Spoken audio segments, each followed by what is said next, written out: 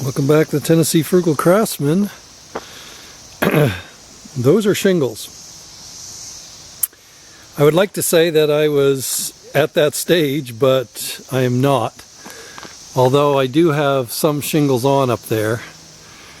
I got thinking as I'm building this roof, setting up the scaffolding, the time it takes to set the scaffolding up, that it may be a wise idea just to go ahead as I'm sheathing aside to also shingle it. So I built the dormer, finished it up this morning, shingled it this afternoon. I'm getting ready to sheathe that side now, so everything is ready for sheathing. It has slowed down here a lot. Those dormers, oh my goodness. See the debris down here. You talk about taking time. Oh, it's been a while since I built one, so sorry, I got my zoom in on. So I'm ready to sheathe this. The dormer is now watertight, although not going to do a lot in light of everything else that needs to be shingled. But my plan is, still early evening, I'm going to start laying the OSB to this, and then start putting, hopefully tomorrow, shingle that before I move around to the other side.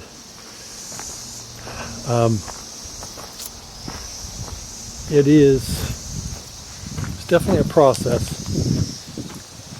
The roof is not going to be a few days, it's going to be a few weeks by the looks of it, by the time I get everything tied in and shingled. You see, originally I was planning on just putting the OSB on and putting the tiger paw or the sheathing paper on, underlayment paper, but it is such a job to set everything up,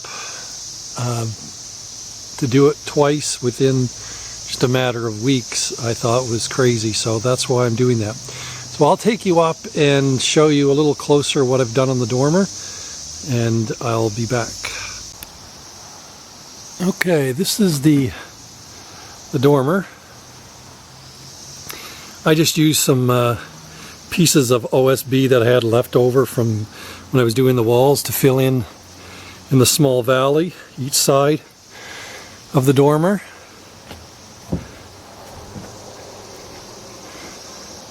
I'll just step around into the dormer there.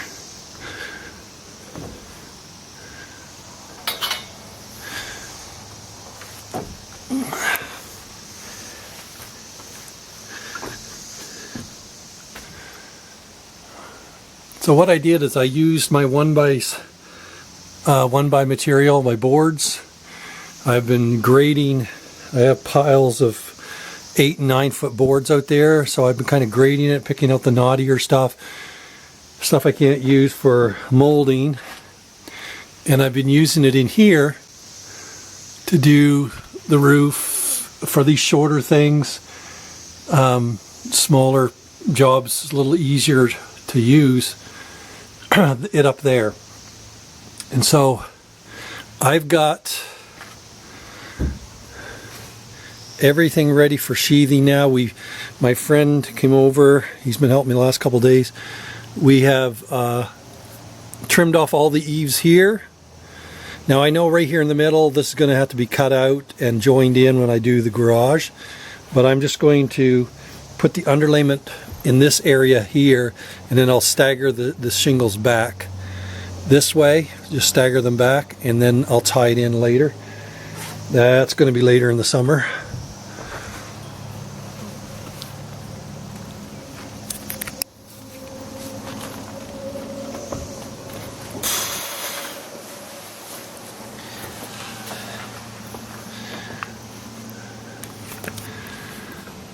So this is what it looks like up across the eave. I've got, I keep hitting my zoom in, sorry. Get it into focus here. I put eave starter in my valley, and everything now is pretty much watertight up there. So I'm going to bring my sheathing up. That's at the 12-foot mark right here. I can tear down the scaffolding now, and that's why I shingled this first, because my scaffolding was going down in through into my floor area, and so it was in the way of me sheathing down here, at least easily. So that's kind of where we're at on that part. And like I said, we still got a big hole here on this end, and I'm hoping after tomorrow, Lord willing, we can start framing in more of this roof structure. Get this hip in, comes up to here, and the common that goes from there down, and fill this in around and get it ready for the other dormer here on this end. The dormers take the best part, oh goodness, probably 4 or 5 days, which is a lot more than what I anticipated, but there's a lot of cutting right there. A lot of cutting and fitting. Much more than just a straight wall, a straight roof.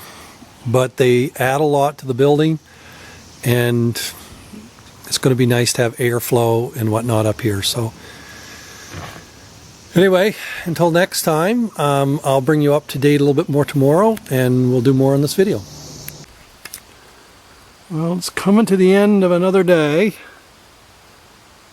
I've just got one more piece of scaffolding to put up, and I'm ready to trim the eaves off there.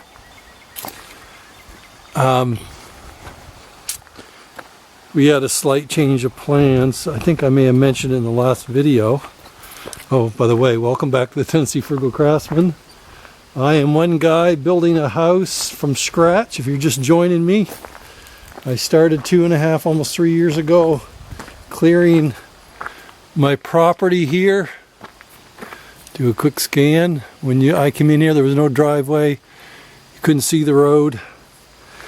It was all trees. And I have milled for 2.5 years with my HM 122 Woodland Mills. I ran everything through planers, a planer, and dipped everything, all the material. And I am now watertight on one side, and that is a beautiful thing. So the change of plan was, instead of just framing everything, taking the scaffolding up and down, this is 4 lifts of scaffolding to go from the bottom to the top. Instead, I opted to sheathe, put the paper on, the felt paper, and shingle at the same time. Now, I left the roof jacks up here because I still have to get up there eventually and put the siding on and set that window. But for all intents and purposes, if I put plastic in that window, this slope will shed water. It's a 28 feet wide part of the house, so with overhang 30 feet up to the peak with that dormer. So that's what I was doing today, was shingling, or at least sheathing and shingling this. There was a lot of cutting and fitting around that dormer. A couple of my friends came over, passed stuff to me. So it helped. I got down, I think around 5:30, 6 o'clock. And so I have been setting up scaffolding for the past couple hours, while tearing down. I tore down all the scaffolding on this side, set it up here, because the thinking is, I am going to, tomorrow, Lord willing, I'm going to stagger my, I'm going to trim off my eaves and then stagger my OSB board out to the end, back 16, out to the end, back to 16, and go right straight up from there and sheathe this all in, and then shingle over and do the same thing with my shingles, stagger them and put the hip on, seal this up. And then plan is to go to the back side and do the same thing before I turn and finish the hip over here in the valley, start working on the octagon. That way, that section of the house will, for the most part, shed water. And that's my biggest concern is there's been so much rain here in eastern Tennessee is to get this thing watertight. And so tomorrow will tell the tale. How long is it going to take me when I'm not working around a dormer up there? How long will it take me to sheathe? Because what I'm doing, I'm sheathing and shingling at the same time. So I put on a row of sheathing, put on the underlayment paper. I'm using synthetic. It's 4 feet wide, same as my 4-foot sheets. And I'm shingling and then stepping up and putting roof jacks and going again. So it's about 20 feet up across there, best part of 20 feet. So we'll see how fast that goes when you're just doing a straight run. It's a process, as I've been saying, but it'll be nice to get that section done. At least it'll give me some peace of mind that it's starting to get watertight. So anyway, I will pick this video up tomorrow. I've been hand bombing up my shingles. I think I've taken up about 3 or 4 square.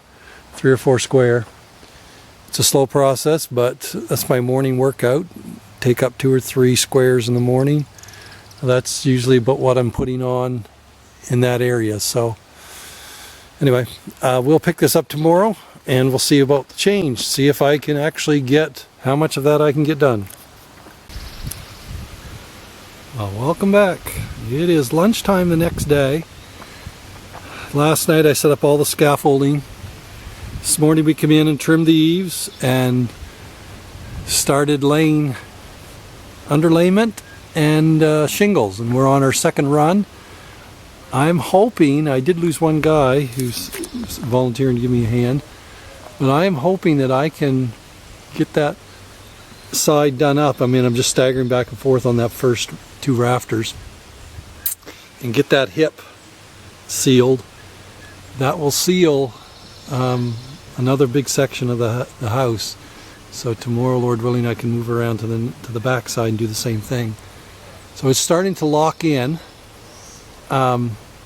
So the plan is, I mean, we're on the sunny side. It's a nice day for May, but it's going to start getting warm here on this side. So I don't know how the shingles are going to hold up. But that is what it's looking like.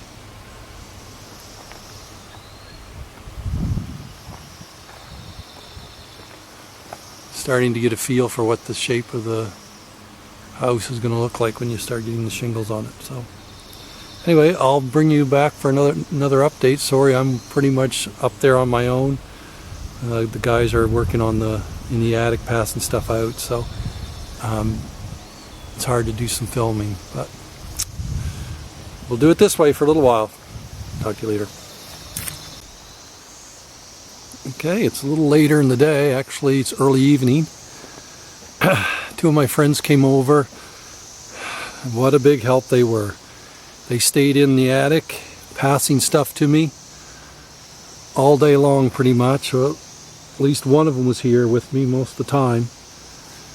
And as you can see, we have pretty much everything done. I'm still working, putting the hip shingles on.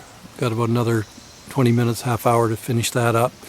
And I'm going to start stripping down the scaffolding, the roof scaffolding first, and then get everything down, and then get this down, because tomorrow I'm going to set up on the back side, Lord willing. So yeah, today we started the day by trimming the eaves off, and we have sheathed and papered and shingled that section. I mean, it's not a huge section, but it's another section watertight. So, which is good, because this is where my stairwells are, and I've already got the basement stairs in that earlier video. If you recall seeing me building the stairs down in the basement. So I don't want those to get wet. Now I can, on a rain day, worst case scenario, I could start and build the stairs going up the upstairs, because they're going to be protected. So couple more days, I should have the back section matching this on. So I should have, what, a third of the house plus watertight. And then I can swing to this side over here, which has got a dormer plus the octagon and everything. So there's a fair amount of work in there, several days, a week or more there. So anyway, I'll bring you back when I get it all stripped down. Let's look at the final product. Okay, it's about an hour later. Yeah, it's about an hour later. I have stripped all the scaffolding down, finished the hip. So you can, like I said, kind of see what it's going to start looking like. I'll come around here.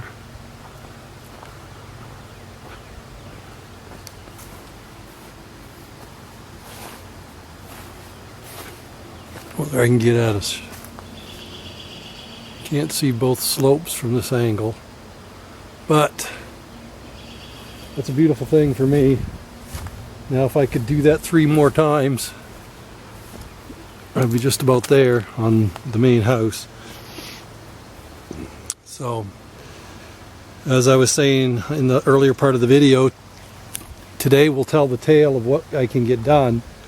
Now, granted, like I said, I had 2 guys in on the main deck passing me stuff, cutting, which was such a super help. And one guy was here almost all day. Another one was here for probably half the day. But I did have nail gun problems.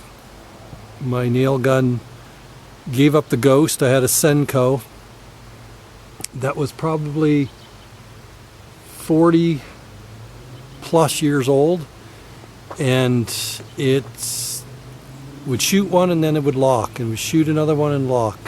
Plus the whole holding mechanism for all of the nails, the little cup holder, the plastic, and just made it of plastic, it rotted out. Plastic disintegrated and it all fell apart. So I had to bite the bullet and run to Lowe's and get a new Bostik. They were on sale actually. I got a little Bostik, I don't know if you can see it there. It was only, what, with taxes, $230. I was expecting closer to $250 or $400, but so I was happy about that. So now I have at least a roofing gun that I can finish spreading or nailing all of those shingles up. So I've got about an hour or so. I'm going to strip down some scaffolding here, get ready to move around in the morning to the back, see if we can get the back side done. Hopefully we can. I don't think I'll be able to replicate what I did today, because it takes about an hour and a half to build the scaffolding, and I got to trim off the eaves and start again, and it is longer on the back by about 3 feet. So I'm guessing my goal for tomorrow, if I could get scaffolding up, eaves trimmed, and maybe a couple runs out of there's 5 runs pretty much of 4 foot OSB, because it's almost 20 feet. So if I get a couple of the runs on, that would just leave half a day or so to finish up that section, and then I can move over to there. So I'll bring you along for that before I finish up the video. Hopefully try to get this posted before the weekend, and I'll have more done. So until then, I'll be back. Well, my pile of shingles are getting smaller, which is a good thing, which means that we've got more shingles on the roof up there. So I'm going to take you up, show you what I did yesterday. Actually, what I and my 2 friends did. They helped me. I could not have got nearly as much accomplished without their help. It was a blessing. We've got the back side all completed on that corner. Starting to look like house in here.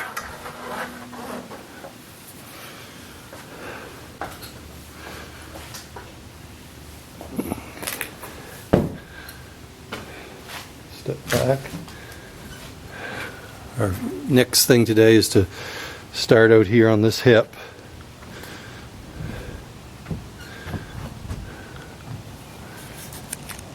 That is most of the 24-foot section of the house has now got shingles on it. As you can see, you've got a splice in here. It's not ideal, I realize that, for those of you who are watching. Some of you will be commenting, I'm sure, but I'm doing what I can do to get this sealed in as fast as possible. I've got to come in and put the knee walls in and the collar ties. Everything now is locked out onto the floor joists and whatnot. I put a prop back in. I can't remember whether I'd noted that. I wanted to make sure that these walls did not spread, because it's got a stairwell here, so I can't lock the two joists together to get a full line of strength like I did back in that area, which has floor joists locked from one side to the other and spliced in the middle over the hallway, and that ties the house together. So, I mean, when I get the floor on up here, I mean, everything's going to be obviously tied, and get the collar ties in and the knee walls in. I'll come out here. This is what we did yesterday. When I came in here yesterday, this was just open rafters. And now we've got this back section sheathed, papered, and shingled. This morning I came in and put the ridge cap on over as far as I could go, so I could strip down all of the roof jacks. But it is a relief to get this much done. We've had a beautiful work week here. Temperatures in the 50s in the mornings and reaching into the low 80s, high 70s, low 80s, so which is ideal for working. Gotta be careful I don't trip and fall here. It is a work site. So my next step, and again I apologize for those who've been following and expecting more work styled videos. Doing this roof, I'm out there by myself, and my guys are down in here on the roof deck or on the attic floor passing stuff out. I just don't have time to do a lot of videoing, so setting up and videoing. So we are now down to probably one of the more difficult sections of the roof. This is going to be pretty much rinse and repeat, because there's a dormer out there, of what we did here. So I know what I'm up against. It takes several days to get the dormer in, get the dormer roof on, and get it all shingled and whatnot. As you can see here, making all those cuts and putting the hips, getting all your hips in, hip rafters, and getting everything supported. It takes time. And so this is the fun part of construction. I mean, I don't mind building and I don't mind constructing. It's just hard when you're up high and by yourself a lot of the time. So anyway, my friend's coming over. One of the things that we have to do before we can finish this out, I have to figure out exactly where my chimney's coming up through, because it is coming up through right over in here. There's going to be a shed roof going out that way over my decks on the back, which is another whole process. There's two series of decks here, one down low right at that first elevation, not the lower one but the higher one, an 8-foot deck, roughly 8 by 12, and then there's one up that's going to be at the height of that doorway there in this floor. And so there's going to be a low pitch shed roof from this point out to about 9 feet.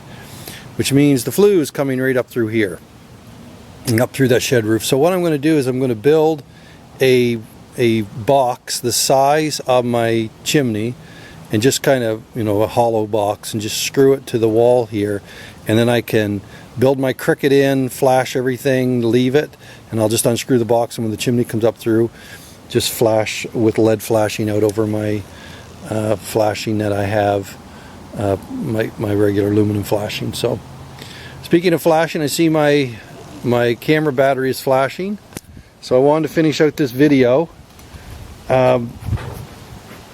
If I happen to get a chance later today, whatever we get done here, I may do an addendum. If not, till next time, stick with me. We're moving onward and upward, as I say, and getting more and more of it sealed in.